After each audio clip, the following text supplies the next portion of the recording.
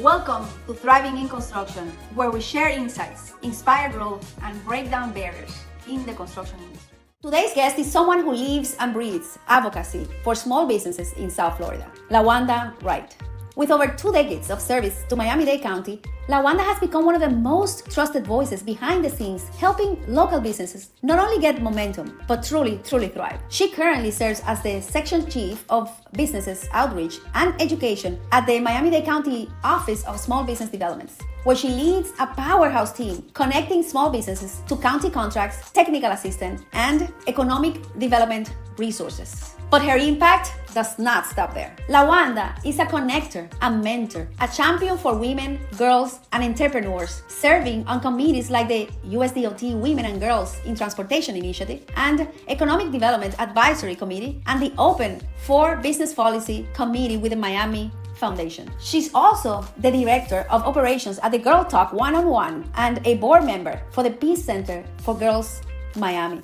Today, we'll explore how she's helping small businesses overcome barriers, build capacity, and navigate public sector opportunities, plus the personal passion that drives her advocacy and community partnerships. Get ready for an insightful, empowering conversation with the incredible Lawanda Wright.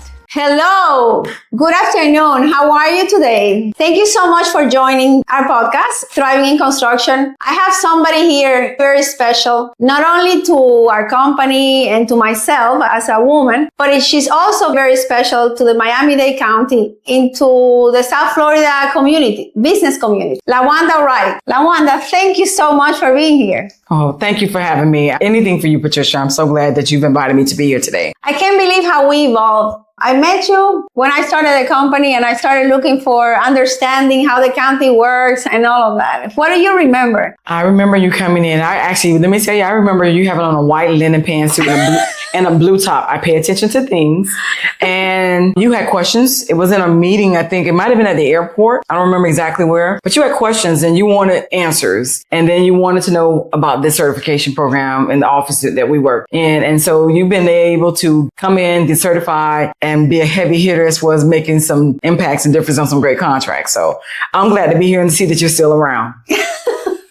Right, because many companies don't. Some of them don't last, yes. So on that note, if someone wanted to navigate that journey, they start in their company and they want to do work for Miami-Dade County, and they believe it's hard working for the government. First of all, how do they go about it? Number one. And number two, can we remove the roadblocks? How do they prepare to be successful? Oh, that's a very good question. First and foremost, it's doable. People are so afraid of doing business with government. They believe that they have to be this big conglomerate. That is not true. And so the first thing I'll do is tell any business, do the research. See, who do you really want to work with? Do you want to work with the county? Do you want to work with the city? Do you want to work with the state or the feds? And when you decide who you want to work for, then find out what kind of contracts they have. Do we buy what you're selling? Is it a service, a good, a widget? Is it construction? And if we do, then say, okay, you know what? Let's see what kind of programs they have in place. Because this program, the Office of Small Business Development oversees this certification, is a holistic program. And so I'll say making sure you have your back office in order, making sure that you're licensed properly in whatever scenario you need to be licensed in, and then come and apply. And know that we help you with everything. Ask the questions, figure out who has the opportunities,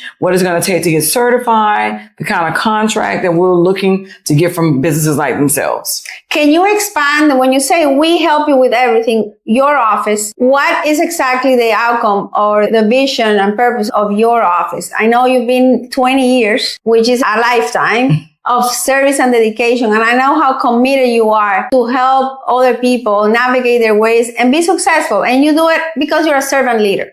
Yes. And so the Office of Small Business Development does the Small Business Enterprise certification. We certify in goods, services, architectural engineering, and construction. And what we assist a firm with once they become certified is management and technical assistance. We make sure we help them to identify what the contracts are, how they will need to stay in compliance. If they have business resources that they are in need for, It could be workforce. It could be capital. We assist them with finding those things that they need to be a better business. The whole purpose of the Office of Small Business Development is to grow the economy by the local businesses here in Miami. And so there is an opportunity where we carve out contracts specifically for those businesses in our program. And we help them through everything: contract, payment, performance issues, you name it. We are a part of their business and helping them do good, viable business in this county. So you are big on mentorship. Yes, I am. Not only in your role, because you're mentoring companies and probably your staff as well, but you're also mentoring women and girls in different organizations that you belong to. I don't know how you do all you do. I think I have a sister somewhere. I call myself crazy, but you are.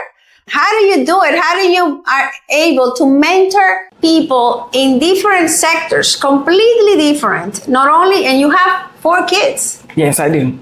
Tell me, how do you do that? You do it in the county, you do it to businesses, and you also do it to nonprofits. Yes. So where is that passion coming from? Because some people are not even able to mentor their own people in their own homes. So where is the passion coming? What's the root of that?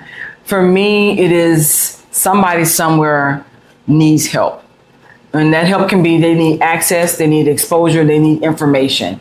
And if I have it to give, I'm willing to share it. And that's number one. I'm always willing to share.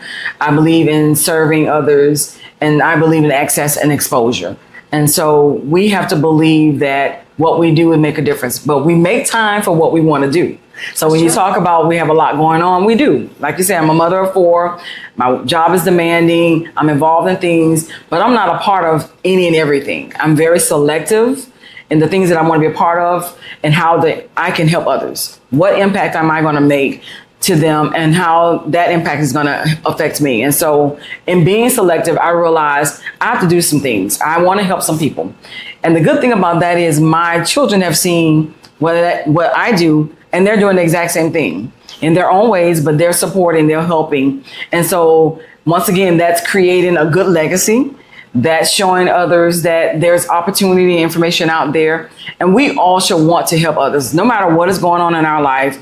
We can say, oh, this is happening to me. I have no time, mental capacity for it. But you really make time for what you really want to do. Yeah. Reasons come first, answers come second, says Tony Robbins. Yes, very much. Yeah, so. The why is so important. It is. It really makes things happen. Every time we think we cannot do something, it's probably because we don't have a big enough why to make it happen. And knowing your why is half the battle. And a lot of times we don't know, but I think if people stop doing whatever they're doing just because and figure out the why in things, it'll shift and they'll be more intentional and purposeful in what they're doing. Yeah. Let me ask you something. I know you love reading. Yes, I do. So how reading books that are available out there, and you've been doing it for years, belong to a book club, 20 years or 25 years. How's that shape your life? Information is key. And I am a proponent and always open to learning something new. And so whether it is a self-help book, whether it's sharing tips on how to set boundaries, if it's how to budget wise, or if it's just about how to breathe better and to live a healthier life, I'm willing to read it all. I've always encouraged my children and anybody around me to read, to the point where I give away books. When I find a good book and I'm like, oh, this would be good for this friend, or this would be good for this person, I'll buy the book for them also, because I want people to open their mind up and to learn something, and not just learn, but also to get to a place where they're at peace because they realize they're not the only one going through something. And there are so many books out there that can help you mentally, physically, spiritually, financially, business-wise. We have to open ourselves up to it. And if you don't want to have it in paper, there are Audible books out there also. Right. So any way you can learn and get a book and create a database, by all means, it's to the empowerment and evolution of our lives. Absolutely. Yes. Personal development, or develop ourselves in all areas of our lives, it's been a crucial component. It is. And especially when life throws at you an unexpected circumstance that breaks your legs or temporarily stops you and causes pain. Yes. And I know you've had, everyone had circumstances that have been difficult to navigate. Have you been able to, when this circumstance, because you started learning and you also have a master's degree, so in the business life, you are also very studious, you have several degrees, but also taking books, learning from other people's experience. Yes. When you have had a tough challenge, would you say that you've had the tool, or did you have to figure, there's so many situations in your life where you had to find a tool you didn't have? Both. So I've had the tools and didn't realize I had the tools, and had to go through that situation to pause, to reevaluate and realize, wait a minute, I have the tools. And then there have been situations where I didn't, and I had to stop and say, okay, what do I need? How do I get through this? And literally just completely pause. And if it was business related, to say, okay, there has to be another way of navigating, and ask questions. You can't be afraid to ask questions because we don't know it all. And one of the things that has guided me in the years in doing this work is talking to businesses like yourself, gleaming from you, understanding what's working, what's not working, where the best practices are, what you can recommend for people to stay away, and having those tough conversations with other business owners, because then that helps me to help others. Tell me about training. You started in accounting. Is there a passion for training? I didn't realize I was good at training. And so when I worked in the private sector, I started doing some training. I realized, okay, I can do this. I already love to talk, but if it's something that I enjoy, I can train people on that. And so when I came into the county as a training specialist, it was about training the businesses on how to do business with the county. It was about training businesses on opportunities, and that has evolved. And so I'm constantly looking at what are the trainings that I need to learn or the businesses need to learn to be better. The most recent thing in the last year was AI. I was terrified of AI, but when I sat down with an expert and realized the difference it can make in what we do every day in the county, but what the businesses do, I was like, oh, this can make my life easier. This can make their life easier. And even in doing business with the county government. So training is important, and we have to always be open to learning something new. And there you go, the why. If you found a why, now you're not afraid of it. I'm not afraid. I just need to figure out, I'm going to take baby steps in what I need to do as far as AI and getting my life together in some instances from a technological standpoint. So with all that history that you have had, you've been mentoring people in business and in your personal life. Is there a transformational story that you can say, I'm going to keep doing this because it's worth it? It was hard. I didn't know it was possible, but you know what? It pays off. This person transformed. Yes, there was a company that was just coming to all of our events, like I think maybe 9 months to almost a year.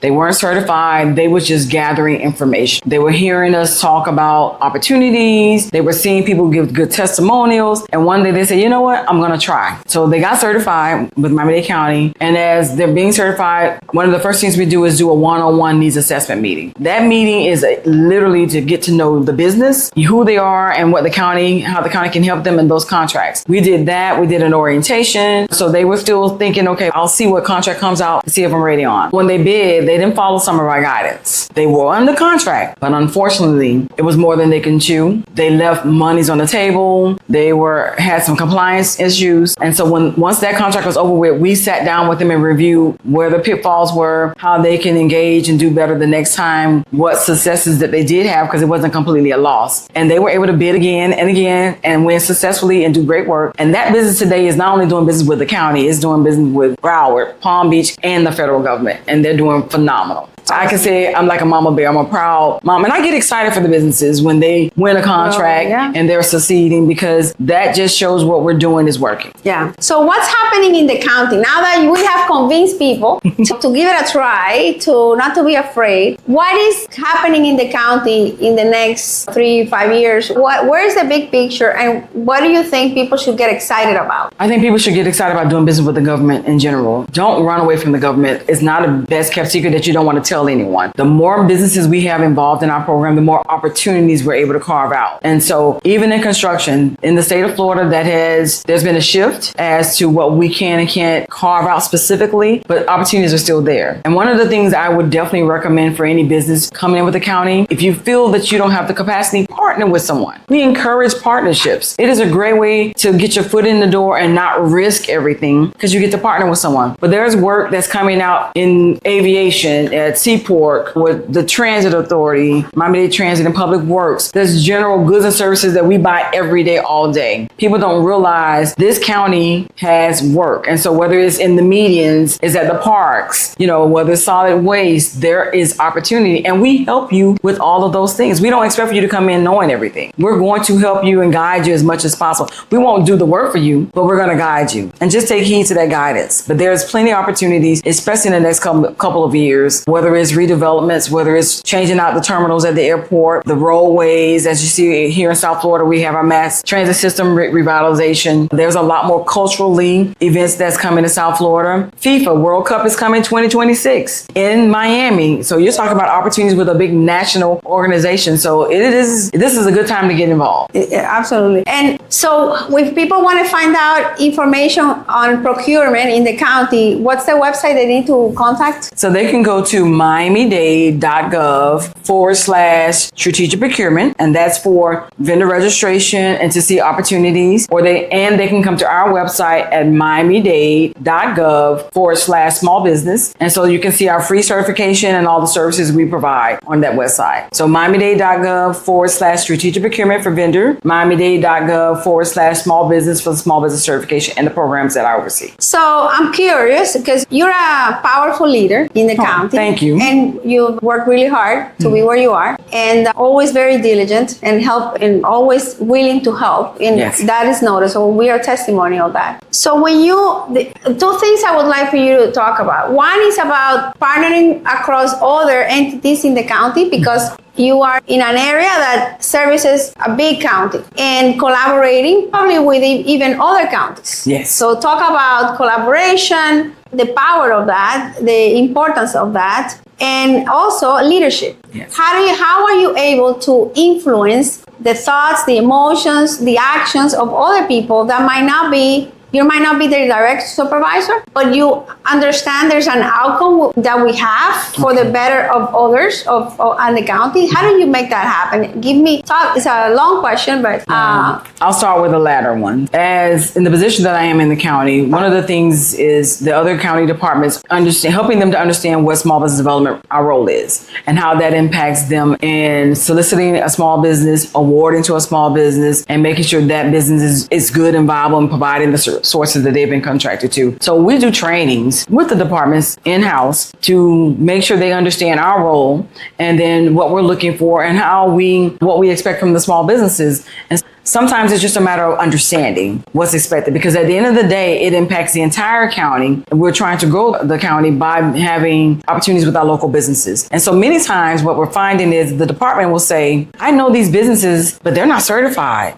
and there's opportunities there. And so they send them to me, we'll get them certified. But we also, if there is a business that's certified and they're not performing well, the reputation that we have with those businesses, we come in, we meet with them in the department, and they're willing to make the change. They get that we're invested in them. And so that means that investment works with the department, and they do what they need to do to be successful. So it works both ways. It works both ways. And then as far as collaboration, at one point in time, I didn't think I had a choice in who I could collaborate with, but we do have a choice. We want to collaborate with other entities that believe and champion the things that we believe. And yes, we work with some of the other cities in the county. We work with other counties. We do a lot of events with Broward, with City of Miramar. We have several cities that come in and do our events, City of Miami Gardens. And what we have realized is we do certification, many of them don't. They can use our list, which means we've vetted these companies. We've gone through a process. We're providing resources to them. Why not go and use that list? But what happens when we collaborate is we give our businesses more opportunities. And so if they can't get a contract with Miami-Dade County government, they might be able to get it with the City of Miami or any other city. But they have to believe and champion the same things we do.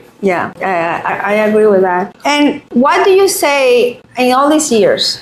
If you had a magic wand, and this can be a question that we can ask for multiple things, but knowing how passionate you are about mentorship and seeing other companies grow and evolve and take advantage of the opportunities that are available, I'm sure you want to see them successful. You don't want to see them fail. What is the thing the one thing or 1 to 3 things that you can say a business needs to really focus on to be successful in the county? Or what are the things you really need to avoid doing? Because sometimes, like you said, not knowing is the worst thing. Knowledge is power. Yes. But once it's hard not to know. So I Yes. want to use this platform for people to really know what to pay attention to. And what is it that you would want to see more of?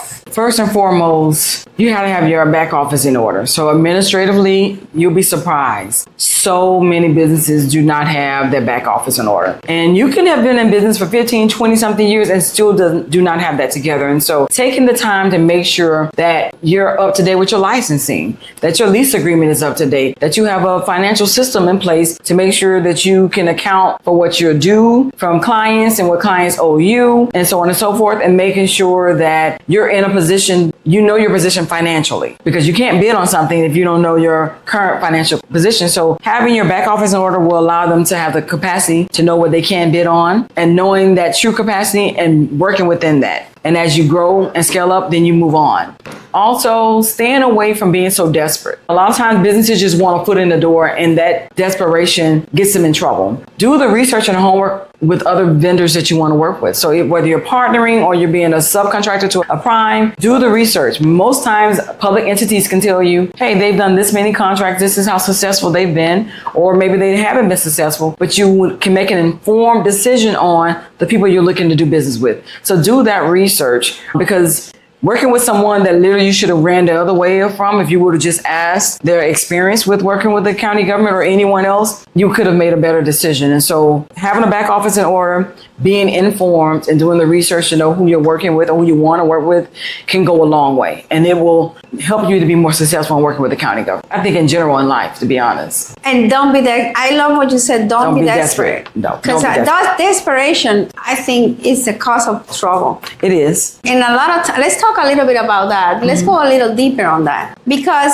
I don't think many of us recognize when we're desperate. And I think we've all been desperate at some point in life until we learn Yes. that we shouldn't have been, and now we're here. Desperation, I felt like desperation always gets me in trouble. It will. And even if it's something that I believe I really need this, whether it's a project or agreeing to terms on a contract, but if I feel desperate, it's not gonna go well. It's getting married on desperation. Yes. Or have you ever been, sometimes you get like it has to be now or never type of thing. Yes. It doesn't go well. No. So desperation comes from a state of fear. Yes. Not a beautiful state. Yes. Of peace. Everything that is for us, it shouldn't be rushed. No. So tell us more about that. Can you recognize the face of desperation when a business comes to you? Oh, yes. What does that look like?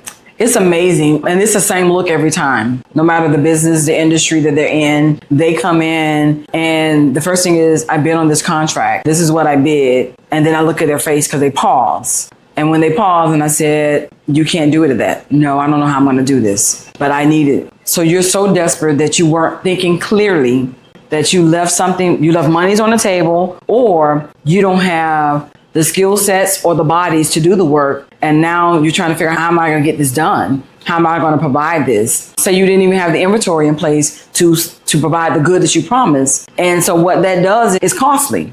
And because you're working out of fear, you're making a very simple but costly mistake. And all sometimes it could have been was just to wait it out, wait for the next opportunity. But you can't be so desperate for that one, because it's either, like you said, it's now or never. There's always another opportunity.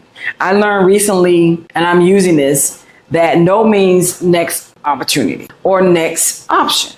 So just because you want to do something, you might have to say no. Yeah, like even when you're selling, it's funny, I was talking about this to someone. It means no today, but it doesn't mean no tomorrow. Yeah. Or the next time or the next time. I was telling one of our people that the founder of Kentucky Fried Chicken, General Sanders, was General Sanders? Yeah, you got it. 66. He started a business. Can you imagine? More than 1,000 no's. Yes. How many of us would have quit in no 500? Many, even before then. Yeah, and that means one, that he had a purpose. Yes. He had a vision. He had a why. Yes. And when that is clear, yes, it doesn't matter how old you are, how many no's. And so there's that level of certainty. This is good. I know what I'm doing. I know what I want. And a lot of times businesses don't spend the time figuring that out first. Yes. Then they become desperate and the road to success become unclear.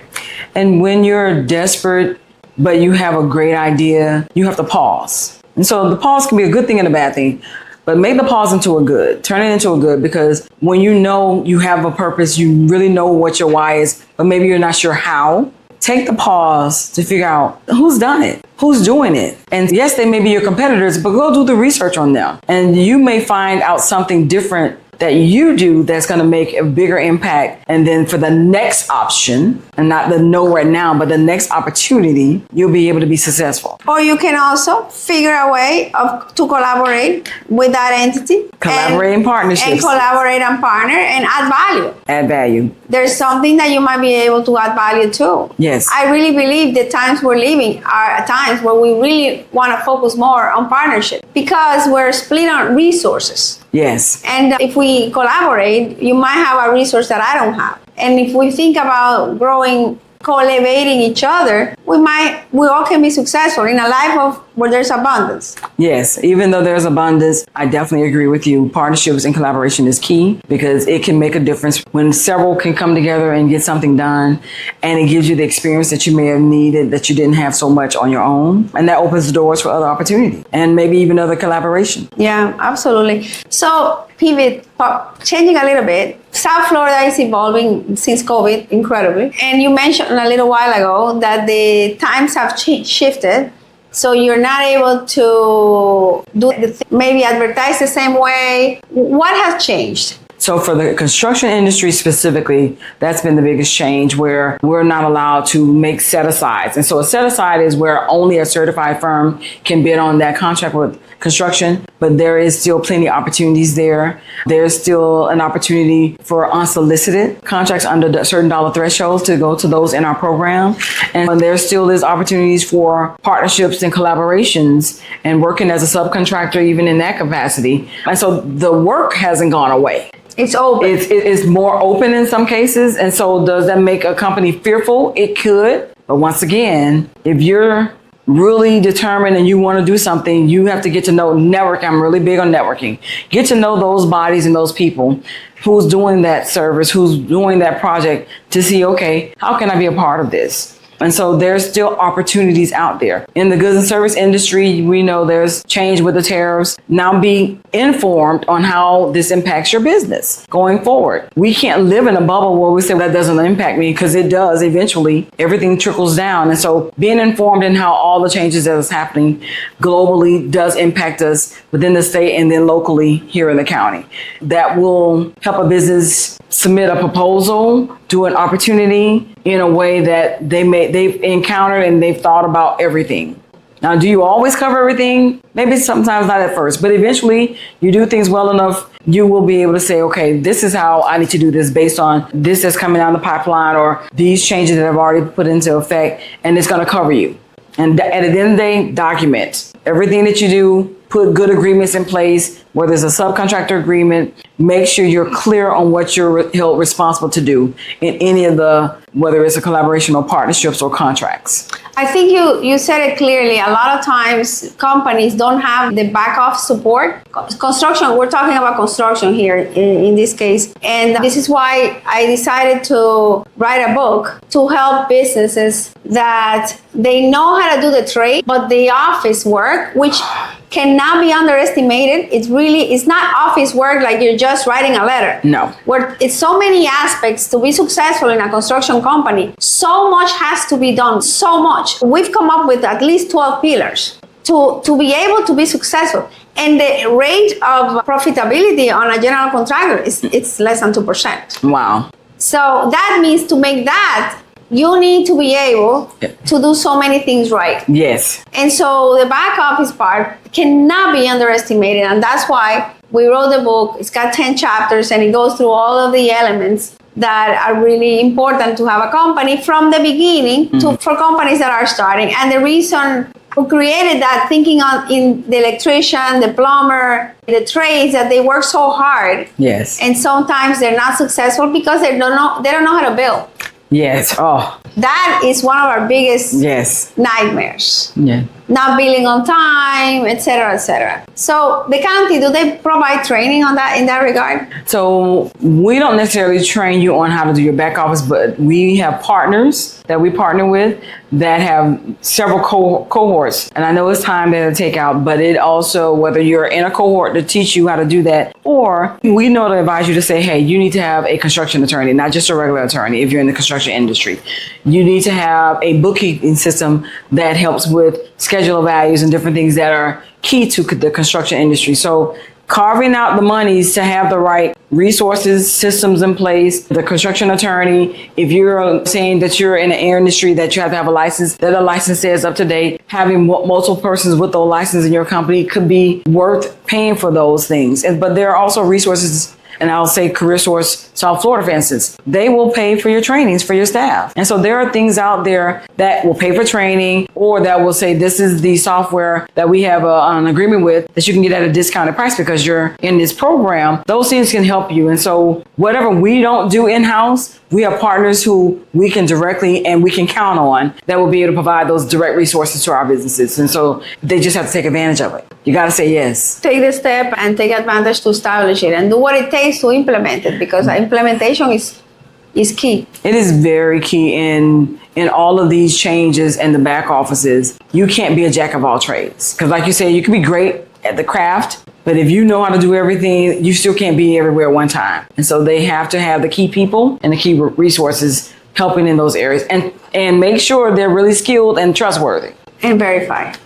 And verified, yes. Yeah, have systems to dashboards that can allow them to monitor the team and the success of the outcomes. And you're right about the attorney, definitely a construction attorney. Many times we don't want to pay for the price of an attorney reviewing a contract. Oh, I don't have for that. But let me tell you, a great attorney is crucial. Very much. Crucial for the success of your business. In every industry, yes. Yeah, it's crucial, and what's important is to have the right one. Yes. Because of course, just like everything, if it doesn't align with your values and your mission and your vision, there might be a divorce, and it might be expensive and painful. So find a way to source your consultants and make sure that you develop a relationship where they are part of your dreams and your dreams are part of theirs. Yes. It's very important. So tell me about you in your personal life. I know, what is the 1913? What does that mean? Oh, so I recently, as a matter of fact, I'm coming up to my Deltaversary. I joined Delta Sigma Theta Sorority Incorporated. 1913 represent the year we were founded, January 13, 1913. This was a lifelong dream of mine. It is an organization of educated women.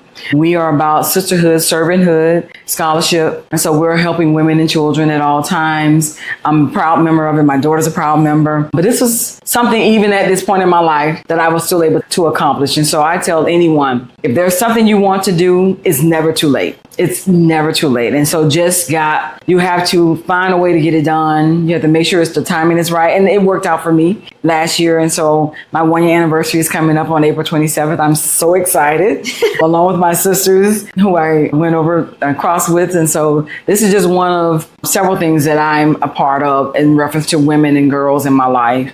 I'm also on the board for Girl Talk 101 Incorporated, which is founded by my daughter when she was in high school, and we just celebrated our 16th year. Wow. We are a professional and personal development organization for high school girls. And I also am on the board for Pay Center for Girls. It's a all-girl school in the state of Florida. There's 21 locations within the state. And so where we assist young ladies in a more smaller personal development way, whether they've gone through some traumatic experiences or just need a smaller school setting where they get a concierge of services. And so you want to talk about my passions? It is women and girls and businesses, of course, and my children. And so those are the things I love to do. You are amazing. You're really amazing. And I love to highlight your story, because sometimes people have a perception of people that work in the government that it's not necessarily accurate. And to see somebody that is working for the government for so many years with a level of development, personal development and passion, not only to be amazing in your role, for the government and for other people's service, but also in your personal lives, and you have time to influence people that don't have opportunities, regardless of the challenges that you've had, and I know you've had them also. So it's beautiful and it needs to be highlighted, because the rest, sometimes we come up with stories. Oh, I can't do this because of this, or I can't do this because of that. And I also hear people there with derogatory comments regarding people that work in government. And I know there's a lot of people that are very passionate and they make a huge difference in an organization. Just there's people that don't work in private companies. My respect to you for being such a committed public servant. And it's important that your heart is in service and you are doing your passion. No, thank you very much. And thank you for recognizing that, because you got to be willing to serve. You can't be a public employee and not be willing to serve the public. And yes, there are people out there that say you can't work for government. No, they're lazy. They don't do anything. I've dispelled that. I don't know about anybody else. My mom was a public servant. She worked for the county government for 40 years. And I am a person that believes in being who I've always wanted to see and be. And I'm going to respond to the calls. I'm going to respond to the emails. I'm going to have the tough conversations. I'm going to be a voice of reason. I want to give the businesses hope. And I get people that say, oh my God, you answered your phone, or you actually really respond. And I'm like, this is my job. And so there are many of us county employees that really enjoy what we do, and we do the work. And so we're not all the same. And so I'll say, if anyone ever experiences a bad experience with a county or a public servant, just be mindful in the tone and see if there's another way, another route to take to get the information that you need. Somebody out there will answer your question. Yeah. And there's always someone available, if not higher up, even in another department, that can try to help you. And I try to be that person. Even when it has nothing to do with small business development, people call me for something that has nothing to do with us. I say, give me a minute, because I don't like to be bounced from person to person. So I don't want to do that to others. So I'll ask them, give me contact information, let me do my due diligence, and then I'll get the information for them and then refer them properly. And so I be who I want people to be to me. That's beautiful. And you heard it. So one more question.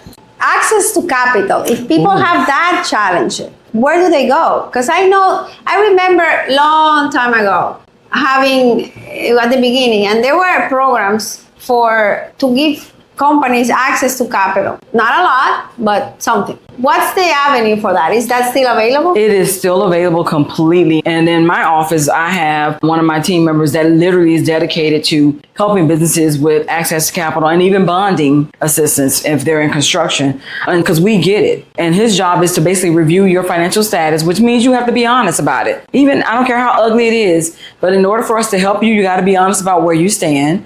And he's able to review to see, okay, this is where you are today. If you're bankable for a traditional bank, and if you're not, what type of lender will best fit you. Then we also have a list of different programs that give access to capital. So whether it's through Miami Foundation, Miami Bayside Foundation, if it's through the Miami Economic Advocacy Trust, there's so many programs in the county and around the county that we work with directly to refer our businesses to, that gives them not just access to the capital, but information. So they're teaching you how to use that capital properly. Because that's been an issue we've found out, especially since the pandemic. So much happened business-wise, financially, that a lot of firms had to relearn, okay, as I pivoted, this is what I had money for, but I had to spend the money this way, but this is what I need to start doing this business. What does that look like? And so there are programs out there, and I tell anyone to contact our office and we can direct them to the best fit for them. And so they have to do it though. They have to be honest. And people say, well, that's time. And I get your time as your money, but this time will pay off. If you do the due diligence, if you get the information. So whether it's, we have partners with traditional banks that we talk to that he knows directly, this will be a best fit for you and what the relationship that he's built with them, and can refer them directly to that. So there are resources in my office and outside. That's beautiful. If you don't know where you are, truthfully, yes, you cannot figure a way to go to where you want to be. So if we don't take the time to understand, have clarity around our finances, you're not going to be able to be in construction, because we're so regulated by bonding companies and banks that it's very hard we have to. And also to manage our companies as well, it's just critical. So you might as well learn at the beginning yes, how to do that. properly, and it will establish that as a habit. Yes. So I'm very grateful that you guys have those programs. I would love to learn more about them as we guide other companies in progress.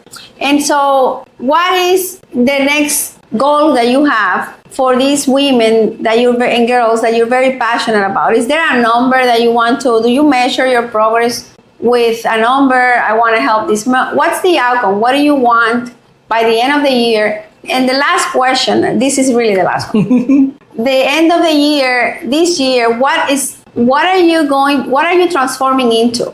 And we're in a very important day for me today, Friday, Good Friday. And for me, Good Friday and this week, it's about what do I want to let go that doesn't serve me? What emotions, what habits, what thoughts that I have that are habitual in my life? What patterns?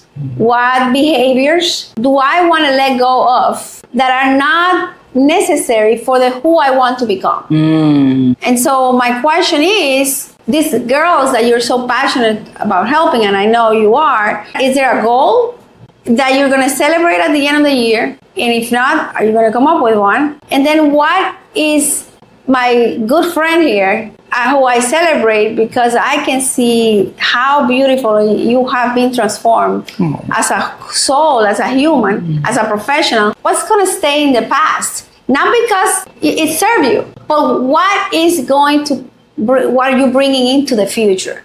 So for me, for the girls, I don't look at it by the numbers. Yes, there's a certain amount that we know we serve every year. But as the world is evolving, we're being more intentional about teaching girls and women to be true to themselves. And Miami has a plethora of cultures, right? And one of the things we've been seeing in the last year or two is the stress that these young ladies are having because of what their culture is putting on them. And it's been very interesting to see as a mother to hear the young ladies share, especially in our last conference, how whether they were from a Spanish background, they were from a Creole background, but the stress that their families put on them to live their life the way the parents wanted them to live, or there's a certain way that they are supposed to always live, but they want to do something different. And so sharing with them and teaching them how they can be honest with themselves and their families about what they really want to do, but also doing the work, doing the research to see, is that really what you want to do? Is there something so bad about what your family's asking for you to do? Or is it you just want to go against the grain? And so teaching them how to really be okay with who they are, expressing that. I'm a big proponent of, because I read, journaling. So I'm always giving out journals, and I always tell the young ladies, journaling is not to be a formal sentence. It's to be whatever you're feeling at the moment. Just write it out. I don't care if you write it sideways. And so it helps to release. And so when they release, they're able to express themselves in a better way, and their family receives it differently, and then they can work from there. So we're being more intentional about working with not just high school girls, because it's originally the group that we want, but now we're working with middle school girls, and we have a couple schools in mind that we're working with. So to start at a younger age, impacting them, teaching them self-love, self-care, being true to themselves. And even if they don't know what they want to do, just seeing what is offered out there, that we as women, there is no limitation. People try to put it on us, but you don't have to receive that limitation. And it's how we respond to things. And I shared that with you earlier. How you respond dictates everything. In this time in my life, I don't have to respond to everything. Everything doesn't need a response. And so these young ladies, the drama sometimes they go through is because of how they respond. But sometimes the response means that there's a control there. You don't want those persons to control you, you don't have to respond. And so seeing the evolution of the young ladies. And so I love is that with the Girl Talk conferences, we bring back alumni from the previous years to talk about what they've gone through, what they've experienced, and where they are today. So that gives me joy every day to see the evolution. So those from 10 years ago, to those from 5 years ago, to those from last year that are now in college for the first year, and the things that we've taught them in the year, how they've been able to put those into place. That's the gift. That's the impact. But we're being more intentional about what levels of that now. Excellent. And then what stays in the past? And where are we going in the future? What is it that you intentionally are adapting for you to be able to do more and be more? Because you're definitely so passionate and you have plans for many years of impact. So how are you going to get all this stuff done? I set clear boundaries now. I can't be all over the place. So I'm learning to set boundaries. No more stress, no more anxiety. To know what is for me to deal with and what is not for me, to not take on those things. So learning to breathe, release those things that are really not for me. And if it is for me, to learn whatever that lesson is and to move forward in it. But to pencil me intentionally. So whether it's a day of rest and relaxation or a day of business, but to pencil me in, no more of that stress, no more anxiety. I have my whys in certain areas and being intentional about working on those and understanding it don't have to be grandiose. We want things to be in limelights and big, but that was what was causing stress and anxiety. But to bite it off a little bit at a time, to do what I want to do, the things I want to experience. I want to see the world. I want to travel the world. I want to help the world. Okay, but in what way? And so identifying how I can do that in little doses. And I'm excited about what's to come because I know it's going to be some more great things coming out of me. So I'm happy about that. And I'm okay with saying that out loud.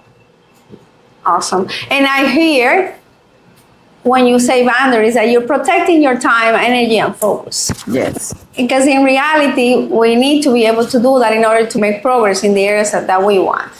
I hear that you're saying no to being anxious.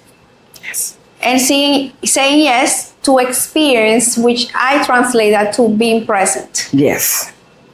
And so with that, I say that you are a woman that we're living, maybe perhaps in the past, in a state of stress, anxiety, what some of my mentor says a state of, not a beautiful state, a state of suffering. Yes. And now you say yes to what Pritaji and Krishnaji call a beautiful state, a state of love, calm, connection, yes, courage, empowerment, yes, victory. And with that, I celebrate you. I'm so grateful, so honored that you came here out of your busy schedule and you came here to spend time to share with me and share with our audience. Many of them are women, but also men. And I hear people saying, thank you for what you're doing, where we do this podcast just with the idea of sharing knowledge, yes, and expertise from different amazing people from all walks of life in this industry, with the hope to make this industry a better place, yes, a place where people can make money and enjoy making money in the process. And so with that, like you said, maybe it's not grandiose, but a little bit at a time might make a difference for one person. Yes. And that's what all we do. We're grateful, and I'm so grateful for you. No, thank you for having me, and I'm grateful for you doing this. I'm here to help, and I'm here to be present. And in whatever way I can do to help you, you let me know that too. Thank you. We have our book, okay, Be Who You Long For. Okay. Which maybe could be a possibility in English and Spanish we have some trainings that we have created also for these girls. Okay. Because we've done it we did it in a jail system. And so it doesn't matter where you are in life. It can help. Yes. And we have this new construction book that we're putting out for construction folks that want to start their company. Okay. And we have trainings also. I'm definitely going to find out more what's out there in the county because it's one of our biggest clients. Okay. And we're very grateful for that. Yes. So the county has been an instrument for us to grow. Okay. Not necessarily easy. Like she says, you have to do your work. You have to have your back office, and it's a free walk, but it's available for businesses in this area to grow. So I'm very grateful for that too. It's all doable. Yes. So thank you very much. Thank you. Have a beautiful day. You too. Thank you. Thank you. Thank you, guys. Thank you so much for tuning in. If you've enjoyed this episode, don't forget to like, subscribe, and share it with others in the construction industry. See you next time in Thriving in Construction, the podcast. Let's keep thriving and learning together.